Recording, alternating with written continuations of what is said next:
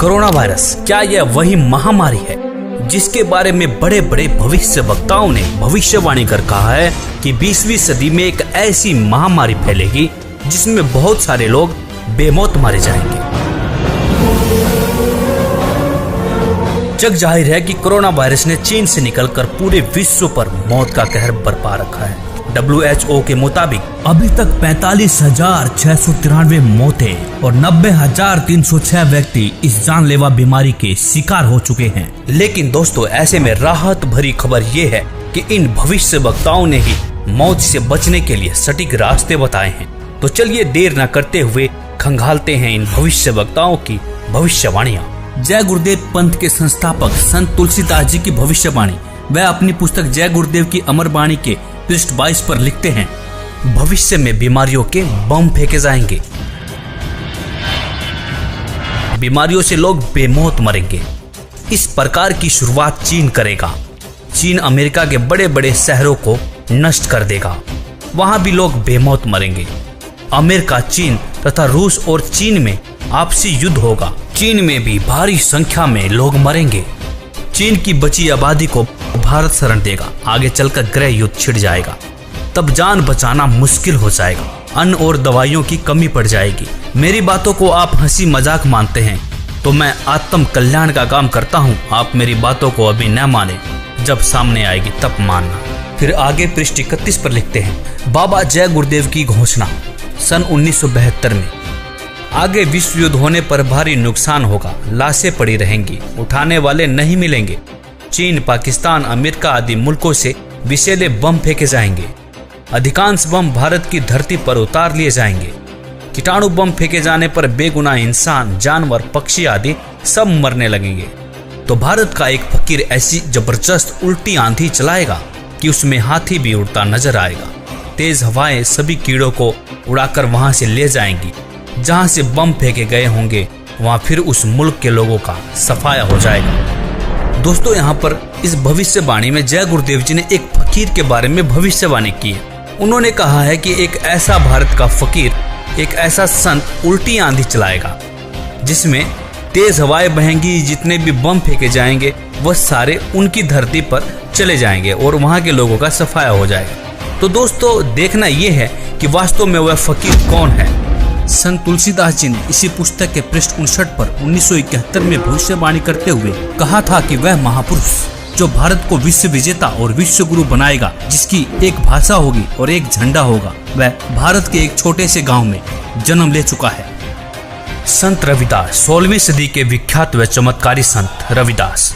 दोस्तों, संत रविदास जी की भविष्यवाणियों से तो ऐसा प्रतीत होता है कि मानो संत रविदास जी ने 16वीं सदी में ही इस कोहराम के बारे में जान लिया था। उन्होंने इटली के बारे में बिल्कुल सटीक भविष्यवाणी करते हुए कहा है कि इटली में आने वाले समय में कोहराम मचेगा। दोस्तों, आपको बता दें कि इटली में कोरोना ने मौत का एक ऐसा तांडव मचाया है कि 13,000 से ज्यादा लोग मर चुके हैं और 1,10,000 से ज्यादा लोग संक्रमित हैं। संत रविदास जी लिखते हैं, भारत में अवतारी होगा जो अति विस्मयकारी होगा, ज्ञानी और विज्ञानी होगा, वो अद्भुत सेनानी होगा। जीते जी कई बार मरेगा, छद्म वेश में जो विचरेगा। देश बचाने के लिए होगा एक आह्वान, युग परिवर्तन के लिए चले प्रबल तूफान। तीनों ओर से होगा हमला, देश के अंदर द्रोही घपला। सभी तरफ कोहराम मचेगा, कैसे हिंदुस्तान बचेगा। नेता, मंत्री और अधिकारी, जान बचाना होगा भारी। छोड़ सब मैदान भागेंगे, सब अपने अपने घर दुबकेंगे। जिन जिन भारत मात सताई, जिसने इसकी करी लुटाई, ढूंढ ढूंढ कर बदला लेगा, सब हिसाब चुकता कर देगा। चीन अरब की धुरी बनेगी, विध्वंसक ताकत उभरेगी। सभी तरफ संगीन लड़ाई, घाटे में होंगे ईसाई। इटली में कोहराम मचेगा। जी हाँ, जहाँ पर 13,000 से ज्यादा लोग मर चुके हों, उसे कोहराम कहना गलत नहीं होगा। इससे बड़ी क्या त्रासदी हो सकती है। लंदन सागर में डूबेगा, जो तीसरा प्रलयंकारी, जो होगा भारी संहारी। भारत होगा विश्व विजेता, भारत होगा विश्व का नेता। दुनिया का कार्यालय होगा, भारत में न्यायालय होगा। तब सतयुग दर्शन आएगा, संत राज सुख बरसाएगा। सहस्त्र वर्ष तक सतयुग लागे, विश्व गुरु बन भारत जागे। जैसे कि तुलसीदास जी ने एक फकीर, एक संत के बारे में भविष्यवाणी की थी, उसी संत के बारे में भविष्यवाणी यहाँ पर रविदास जी भी कर रहे हैं।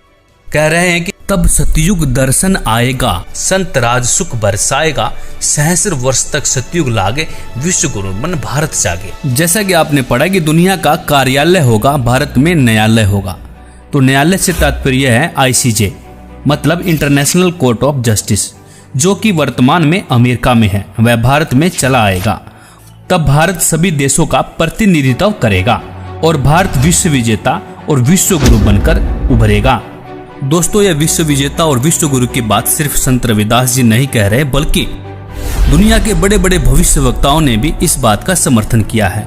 जैसे कि फ्रांस के नास्ट्रेडमस, न्यू जर्सी की फ्लोरेंस, इंग्लैंड के कीरो ने, वेजिलेटिन ने, अमेरिका के जिन डिक्सन व एंडरसन ने, हंगरी के बोरिस्का ने, फ्रांस के डॉक्टर जुलवर्न ने, इजराइल जैसे महान राष्ट्र के प्रो हरार ने तथा नॉर्वे के आनंदचार्य आदि की भविष्यवाणियां भी इस बात का समर्थन करती है कि भारत के एक छोटे गांव से उत्पन्न एक महान संत के द्वारा भारत विश्व विजेता बन जाएगा। भगवान कृष्ण भक्त सूरदास जी की भविष्यवाणी। 1540 ईस्वी में जन्मे सूरदास जी ने आज के समय की परिस्थितियों के बारे में भविष्यवाणी की है। बताया है कि इस महामारी से कैसे बचा जा सकता है। वर्तमान समय के लिए सूरदास जी की भविष्यवाणी। सूरदास जी लिखते हैं, रे मन धीरज क्यों न धरे, संवत 2000 के ऊपर ऐसा जोग परे, पूरब पश्चिम उत्तर दक्षिण 34 काल फिरे, अकाल मृत्यु जग माही व्यापे, प्रजा बहुत मरे। स्वर्ण फूल वन पृथ्वी फूले, धर्म की बेल बढ़े, सहस्र वर्ष लगी सतयुग व्यापे, सुख की दया फिरे। काल जाल से वही बचेगा जो गुरु का ध्यान धरे, सूरदास ये हरि की लीला ठारे नहीं टरे। यहाँ पर सूरदास जी साफ साफ शब्दों में कह रहे हैं कि काल जाल से वही बचेगा जो गुरु का ध्यान धरे।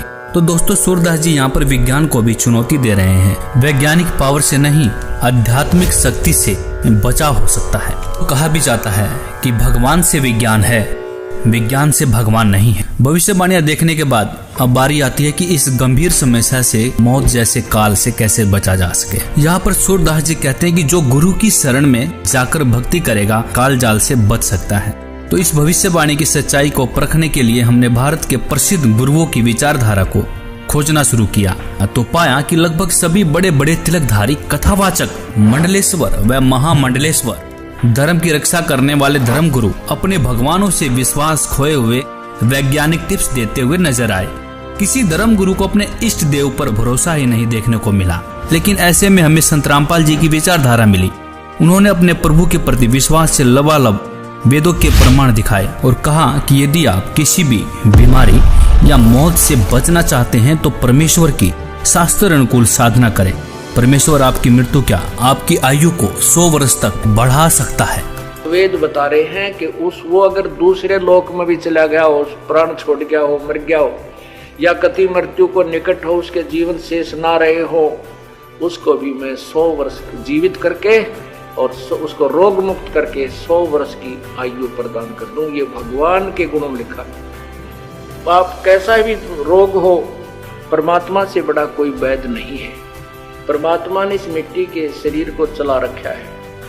उसको इसको ठीक करने में क्या देर लगेगी? 1 सेकंड का काम है। फ्रिक्शन ऑफ सेकंड में ये स्वस्थ कर सकता है। और ये जो हमारा विरोध किया करते, हम समाचार पत्रों में लिखते थे कि उसको ऐसे ठीक हो गया, उसको ऐसे ठीक हो गया, तो ये उत्तर देते थे अज्ञानी कि हमारा करके दिखाओ, तुम किकर का लटका दे तार बांध रहे थारा क्यों करो, कनेक्शन दो इस परमात्मा का ना हो तो फिर हमें बताओ।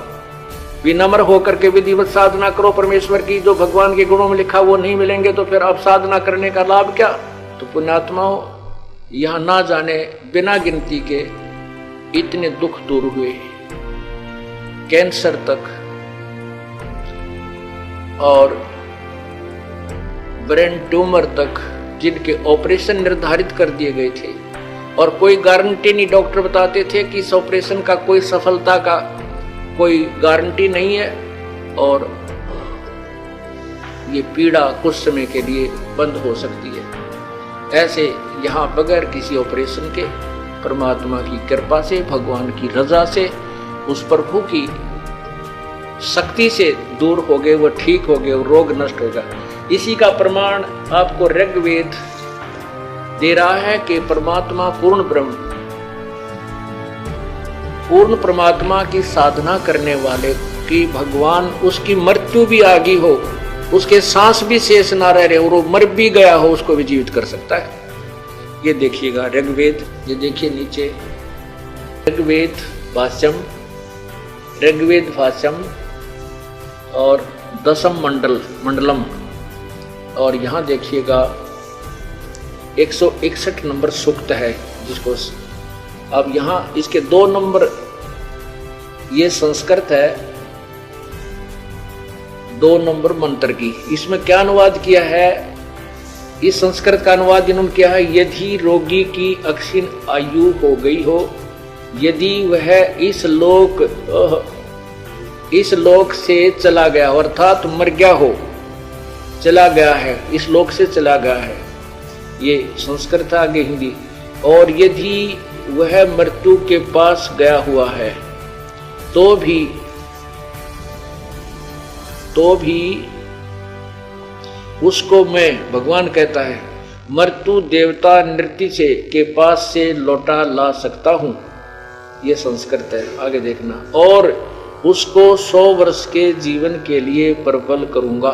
परमात्मा तो कहता है कि उस उपासक की, जो परमात्मा का भक्त है, यदि वो परमात्मा की साधना शास्त्र अनुकूल कर रहा है, परम संत से नाम लेकर के, तो वेद बता रहे हैं कि वो अगर दूसरे लोक में भी चला गया हो, प्राण छोड़ गया हो, मर गया हो, या कति मृत्यु को निकट हो, उसके जीवन शेष ना रहे हो, उसको भी मैं 100 वर्ष जीवित करके और उसको रोग मुक्त करके 100 वर्ष की आयु प्रदान कर दूं। ये भगवान के गुणों में लिखा है।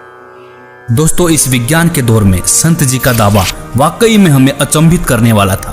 फिर क्या था, बाबा की इस सच्चाई को सामने लाने के लिए हमने पड़ताल करनी शुरू कर दी। पड़ताल में हमें रियल स्टोरी 99 करके एक YouTube चैनल मिला, जिस पर बहुत से अनुयायियों के अनुभव थे। हमने बहुत सारे अनुयायियों के अनुभव देखे और उसमें पाया बहुत सारे ऐसे लोग हैं जिनकी लाइलाज बीमारियां कहीं डॉक्टर डिटेक्ट भी नहीं कर पा रहे थे। वह बीमारियां संत जी के बताए अनुसार सत भक्ति करने से बिल्कुल ठीक हो चुकी थी। बहुत से ऐसे लोगों के भी अनुभव मिले जो मरने के बाद जिंदा हो चुके थे। दोस्तों, यह सब देखने के बाद आपको क्या लगता है, क्या यह वही संत हैं जिसके बारे में संत तुलसीदास जी लिखते हैं, संत रविदास जी लिखते हैं कि संत राज सुख बरसाएगा? सूरदास जी भी लिखते हैं कि काल जाल से वही बचेगा जो गुरु की शरण रहे।